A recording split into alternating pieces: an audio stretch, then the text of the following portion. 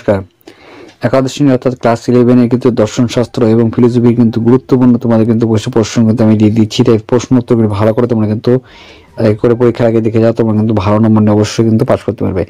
তো তোমরা প্রথম প্রশ্নটা দেখতে পাচ্ছ, শর্ট কোশ্চেনে প্রথমে দিয়ে দিচ্ছি তোমাদের দর্শনের যে শাখা যুক্তি বৈধতা নিয়ে আলোচনা করে, তা হলো যুক্তিবিদ্যা। কিন্তু প্রশ্ন উত্তর কিন্তু সহকারে আমি দিয়ে দিচ্ছি, তাই একবার করে ভালো করে তোমরা কিন্তু প্রশ্ন উত্তরগুলো দেখে নাও। পাশ্চাত্য দর্শনের জনক কাকে বলা হয়, তা হলো থ্যালেস।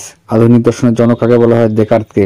আমাদের জ্ঞান সম্পর্কীয় যাবতীয় প্রশ্নগুলি আলোচিত হয় দর্শনের যে শাখায়, সেটা হলো কিন্তু জ্ঞানবিদ্যা। ইম্পর্টেন্ট কোশ্চেন তোমরা কিন্তু অনস্ক্রিনে দেখতে পাচ্ছ, প্রত্যেকটা কোশ্চেন উত্তর কিন্তু আমি ভালো করে দিয়ে দিয়েছি, তাই তোমরা কিন্তু একবার করে হলো এই প্রশ্ন উত্তরগুলি কি দেখে গেলে তোমাদের কিন্তু কমন কিন্তু প্রত্যেকটা কোশ্চেন কিন্তু পেয়ে যাবে। শর্ট কোশ্চেন খুবই গুরুত্বপূর্ণ, তাই শর্ট কোশ্চেন গুলো অবশ্যই ভালো করে কিন্তু দেখে যাবে। তাই প্রত্যেকটা কমন কোশ্চেন কিন্তু আমি দিয়ে দিয়েছি। ইম্পর্টেন্ট কোশ্চেন গুলো তোমরা এক করে দেখে যাবে। ইম্পর্টেন্ট কোশ্চেন রয়েছে, এই প্রশ্নগুলো অবশ্যই তোমরা কিন্তু দেখে যাবে। খুবই কমন প্রশ্ন কিন্তু আমি তোমাদের এখানে দিয়ে দিয়েছি, ভালো করে দেখে নাও। তারপর ইম্পর্টেন্ট তোমাদের কিছু প্রশ্ন আমি দিয়ে দিয়েছি, বড় প্রশ্নগুলো তোমরা দেখতে পাচ্ছ। এই প্রশ্নগুলি কিন্তু অবশ্যই উত্তরগুলি তৈরি করবে। উত্তরগুলো তৈরি করে তোমাদের কিন্তু কমন কিন্তু পরীক্ষায় কিন্তু প্রত্যেকটি ক্লাস 11 জন্য কিন্তু চলে আসবে। এবার একাদশ শ্রেণীর ভারতীয় দর্শনের থেকে কি গুরুত্বপূর্ণ প্রশ্নগুলি দেখে নাও। এই প্রশ্নগুলি তোমাদের জন্য খুবই কমন রয়েছে, এই কোশ্চেনগুলি এক করে দেখে যাবে।